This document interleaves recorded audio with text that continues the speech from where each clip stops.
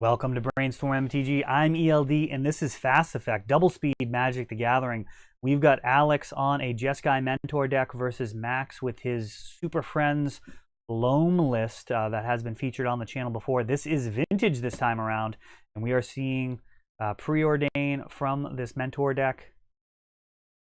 Jeskai Mentor, one of the Turbo Xerox style decks that's going to be a light mana base, and really trying to take advantage of that with a ton of cantrips, and they are a very solid choice in Vintage for quite some time. It's a long history of this strategy, really performing quite well, replacing essentially those lands that you traditionally see with cantrips, a strategy that has been very popular in Legacy as well. So if you've seen Delver strategies, this would be kind of in that same vein, a lighter mana base than the opposing blue decks to make it so you draw better down the stretch. And of course, Brainstorm really able to turn those extra mana sources that are unnecessary into just straight gas. And we see some Wastelands firing back and forth here. A Null Rod from Max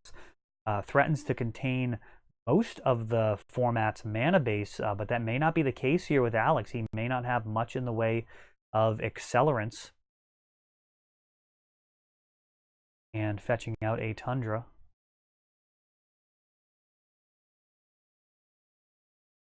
And gonna need to read that one, as would I.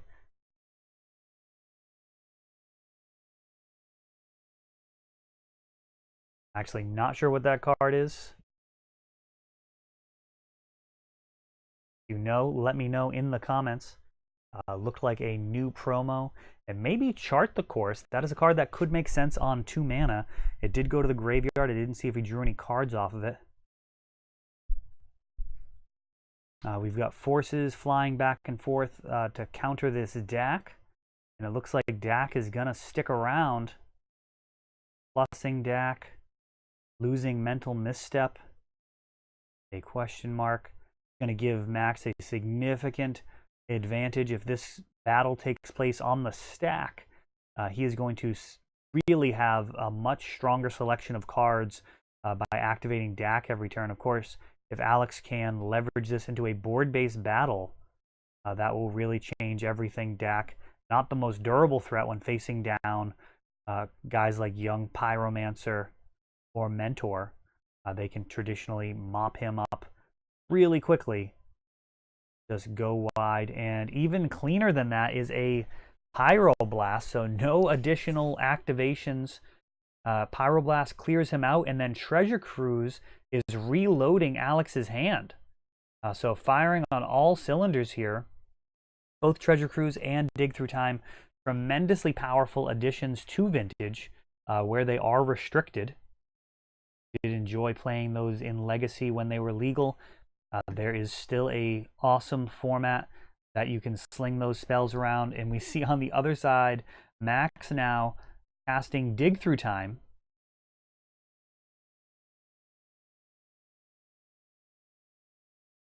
That looks like it got Force o' Willed. And we've got what appear to be a couple of proxy mocks in there. And that is going to pump up this Mentor. So 3 mana, 4 Mentor, a couple of mocks is after. And there is a legit clock started here. Lightning Bolt. And responding with a Lightning Bolt just to get the extra Monk token. Does not push him out of range. Would have been nice to be able to play 2 spells in response. That actually would have saved the Mentor and been an absolute blowout. But these Mentor tokens, these Monk tokens, do threaten to mop up pretty quickly. A Ponder allows them to do 6 damage. And that is going to do it for Max. Those Mentor tokens just too much. Significantly higher quality than the Young Pyromancer tokens that we may see in this build. We'll have to see what else Alex has in store. One of the strong things about the Turbo Xerox style lists is they are very far from uniform. A lot of the decks that are more popular have kind of coalesced into a more or less known form. So when we're talking about decks like Paradoxical Outcome, there are a few different flavors. You can generally get pretty close to knowing your opponent's exact 75. Certainly the case for Workshops and Dredge. Oath has some variability in terms of the creatures that they're oathing out, but in general, this type of Turbo Xerox list is going to be kind of the farthest from totally solved, both in practical terms and just in terms of what people want to play. I mean, there's really no consensus when you're talking about decks that are primarily, their primary strength is being an answer to some of the stronger decks in the meta. So they kind of need to adjust based off of what else is good instead of just playing the objectively most powerful single strategy available. The ability to go after people's mana and play, so much lower to the ground. A very viable strategy here. So we'll see what happens in game 2. Max certainly capable of going over the top. That is a problem of, trying to stay low to the ground. We've got a Ancestral and a Mox Sapphire. When you do try and stay so low to the ground, very easy for an opponent to come right over the top. A good example of that here is the power of Flusterstorm compared to Mental Misstep. Flusterstorm, a much more powerful card. Mental Misstep is low as you can get, 0 mana available at all times. But at the end of the day, that Force of Will from Alex is view worth stopping that Ancestral. And I do see from Alex a Force of Will, or from Max, a Force of Will in hand. Not sure if he didn't have a blue card or if he just didn't want to go that deep. And we've got Lotus into Dak, stealing a Mox, and at this point I'm convinced he didn't have a blue card. Bolt takes out Dak. Wasteland not able to take out that basic island, is unstable as it is. It's about the most stable mana source he can have. 2 mana, and again,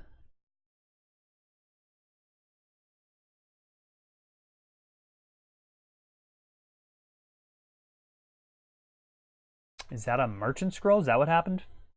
That might be. It looks like Merchant Scroll into Ancestral.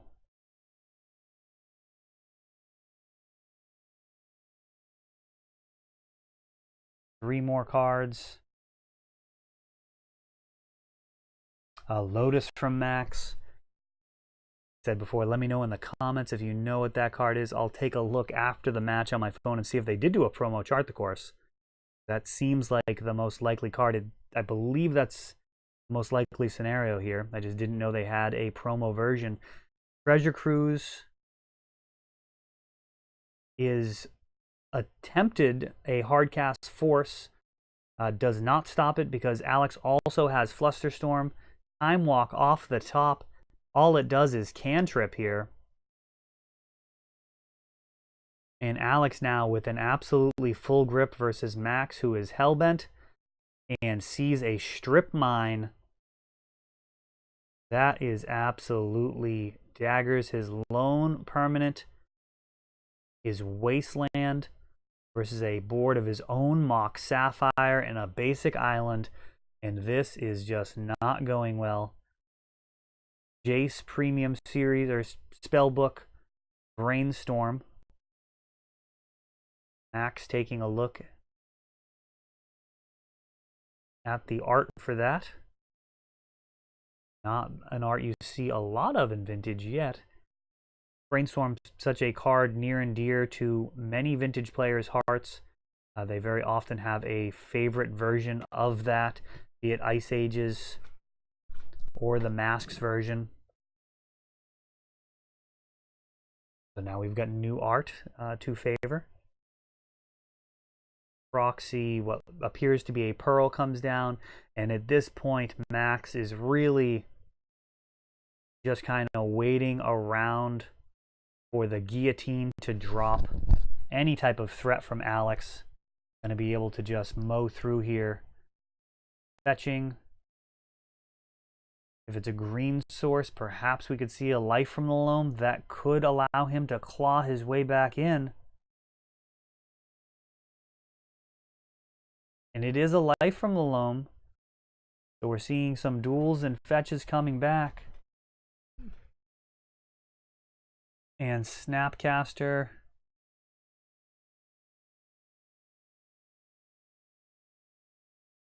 Snapcaster coming down.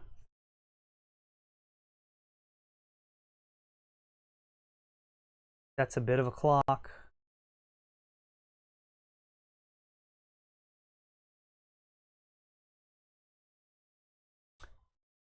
Jace the Mind Sculptor gets Force of Willed, 2 damage coming in. Life from the Loam, Dredges is cast. Getting back Library. Not Library, Wasteland. All right, so Library is just not part of the equation as of yet. Max would love to have some type of fast bond effect here. That would be tremendous to be able to cut off the mana. Get back up to 7 cards in hand. Get Library going, but as it is, every one of these land drops.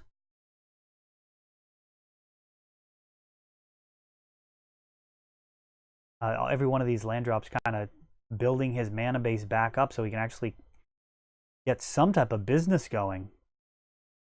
Wasteland would really be a hindrance to him at this point. There's a Dak Fade, and I see Mentor in hand. The end is likely near.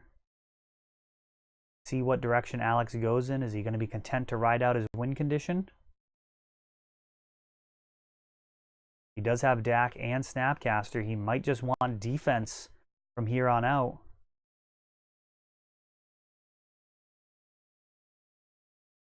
And I think that's a Teferi. Yeah, that's a Teferi. It's untapping 2 lands end of turn. That is the new Dominaria Planeswalker. So this build a little higher in mana cost than I expected. I'll go ahead and get the lists into the comments, or I'll get the lists into the description so we can all take a look and see exactly what the heck Alex is up to here.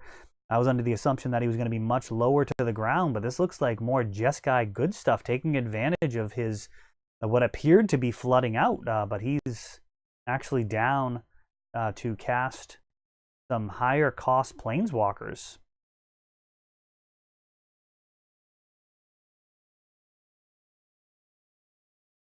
Crucible strip, and that is going to outdo this Wasteland, this Life from the Loam recursion.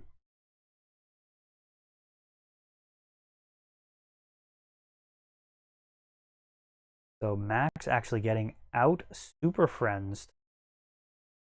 I've seen him open up games with Chandra and Jace the Mind Sculptor on the first turn. And here he is facing down a pair of Planeswalker and a little Snapcaster that could.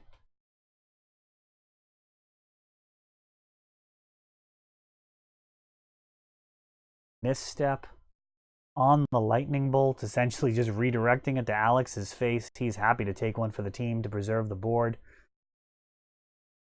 A Snapcaster goes down, but another one replaces it, and that is enough for Max. Alex taking it down in 2. That's all for this one. If you enjoyed the video, please help grow the channel by subscribing. You'll be notified when we upload new videos like Fast Effect, Double Speed Magic with commentary, or Untapped, our raw tournament gameplay. Thanks for watching.